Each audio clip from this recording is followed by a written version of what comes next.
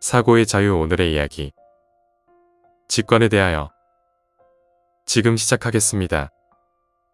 직관이라는 미지의 선물. 우리의 삶은 수많은 선택의 연속입니다. 어떤 길을 택할지, 누구를 신뢰할지, 무엇을 포기하고 무엇을 붙들어야 할지에 대해 우리는 매 순간 질문을 던집니다. 대부분의 순간은 이성적 계산과 경험적 추론으로도 충분히 대답할 수 있습니다. 그러나 결정적인 순간, 삶의 방향을 가르는 갈림길 앞에서 우리는 종종 이성의 도움을 넘어서야만 합니다. 그때 불현듯 우리를 이끄는 것이 있습니다. 그것은 설명되지 않는 어떤 확신, 즉 직관입니다. 직관은 단순한 감각적 충동이 아닙니다. 그것은 본능적 욕구와도 다르고 차가운 합리적 추론과도 다릅니다. 직관은 오히려 그 사이 어딘가에서 쏟아오르는 빛과 같습니다. 계산으로는 설명할 수 없으나 경험의 층위와 삶의 긴장 속에서 번쩍이는 번개와 같은 통찰입니다. 많은 철학자들이 이 직관의 의미를 탐구했습니다. 칸트에게 직관은 경험의 형식을 가능하게 하는 선험적 조건이었고, 베르그송에게 직관은 생명의 흐름에 직접 접속하는 능력이었습니다. 그러나 철학적 정의 이전에 우리는 삶 속에서 이미 직관을 경험합니다. 한 철학자는 이렇게 말했습니다. 직관은 삶이 간절한 자에게만 찾아오는 선물이다. 직관은 단순히 가만히 앉아 기다린다고 오는 것이 아니다. 무언가를 강렬히 갈망하고 식은땀을 흘릴 정도로 몰입하는 순간 우리는 직관의 빛을 경험한다. 지금부터 바로 그 직관을 중심으로 인간의 욕망, 자유, 실존과의 연관을 알려드리겠습니다. 첫 번째, 직관의 본질. 직관은 사전적으로 어떤 사물이나 현상을 접했을 때 설명이나 증명 없이 진상을 바로 알아차리는 능력으로 정의됩니다. 그러나 이러한 정의는 지나치게 평면적입니다. 직관은 단순한 즉시적 알미 아니라 인간이 세계와 접속하는 가장 원초적인 방식입니다. 칸트는 우리의 감각이 시간과 공간이라는 순수한 직관 형식 속에서만 대상을 경험할 수 있다고 말했습니다. 여기서 직관은 단순한 느낌이 아니라 모든 인식의 조건이었습니다. 베르그송은 지성이 사물을 분해해 분석하는 반면 직관은 사물의 생명적 흐름 자체를 붙잡는 능력이라 했습니다. 직관이야말로 창조적 사유의 원천이라는 것입니다. 동양에서는 직관을 더욱 직접적이고 실존적인 방식으로 이해했습니다. 불교의 직관은 마음을 멈추고 관조하는 가운데 대상을 있는 그대로 직관하는 수행을 의미합니다. 노장은 도가도 비상도라하여 언어와 논리를 초월한 직접적 체험을 강조했습니다. 유학에서 말하는 인의예지 역시 학문적 훈련이 아니라 상황 속에서 직관적으로 옳고 그름을 분별하는 도덕적 감각으로 이해할 수 있습니다. 즉 직관은 이성과 감각, 주체와 세계, 언어와 경험 사이의 경계에 위치합니다. 그것은 설명으로 환원되지 않으면서도 삶을 구체적으로 이끄는 힘을 갖습니다. 두 번째, 간절함과 직관. 직관은 모든 사람에게 항상 열려 있지 않습니다. 그것은 단순히 운이 좋거나 타고난 소질로 주어지는 것이 아닙니다. 오히려 직관은 간절히 원하는 자에게만 찾아옵니다. 사람이 무언가를 간절히 원하면 그의 의식은 평소보다 훨씬 예민해집니다. 작은 단서에도 민감하게 반응하고 사소한 징후에서도 의미를 포착합니다. 그때 불현듯 번쩍이는 것이 직관입니다. 아인슈타인은 인간이 가진 가장 값진 것은 직관이라고 말했습니다.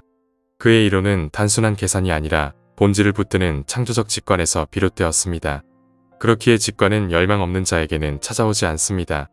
단지 편안히 살고 싶고 아무런 노력 없이 돈다발이 떨어지기를 바라는 태도는 직관을 낳지 않습니다. 그것은 망상일 뿐입니다. 진정으로 풍요를 바라는 자는 식은땀을 흘리며 일하고 치열한 갈망 속에서 길을 찾습니다.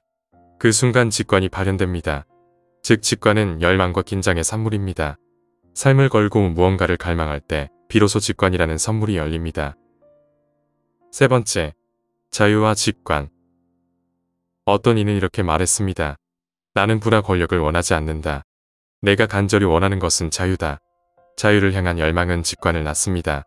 자유를 갈망하는 자는 무엇이 자신을 구속하는지, 무엇이 자신을 해방하는지 직감적으로 압니다.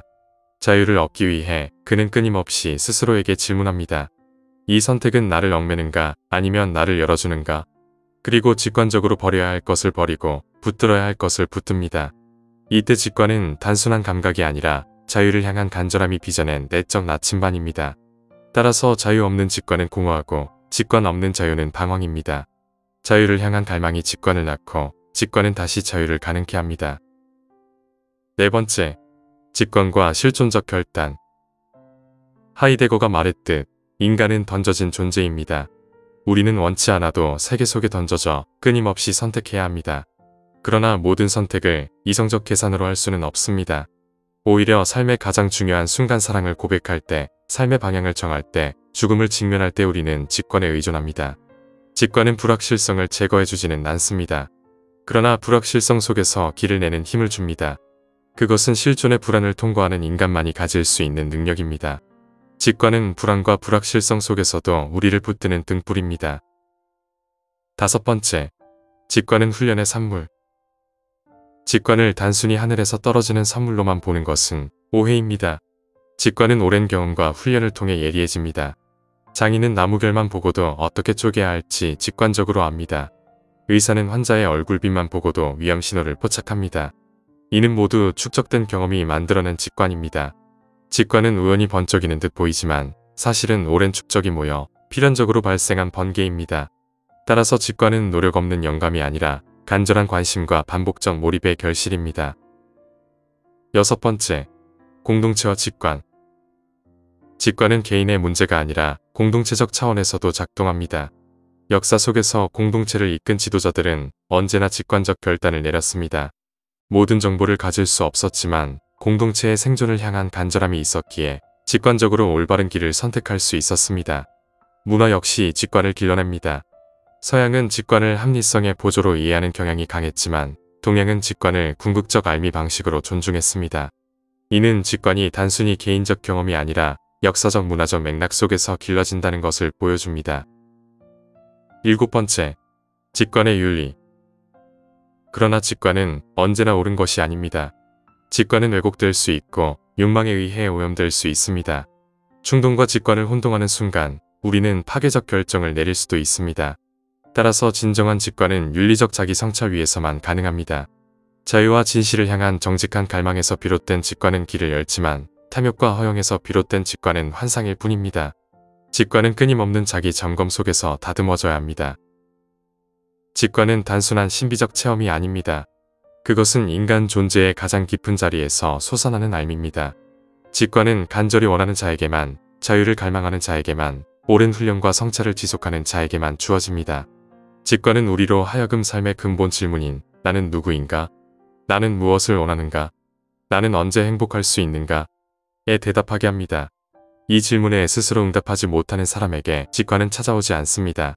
우리는 언제나 불확실성 속에 살아가지만 그 속에서 직관은 우리를 이끄는 등불입니다.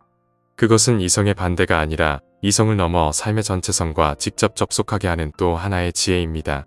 따라서 우리는 직관을 소중히 여기고 간절히 갈망하며 훈련과 성찰로 길러내야 합니다.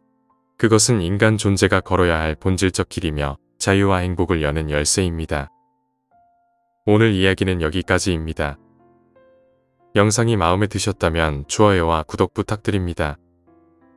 끝까지 시청해주셔서 감사합니다.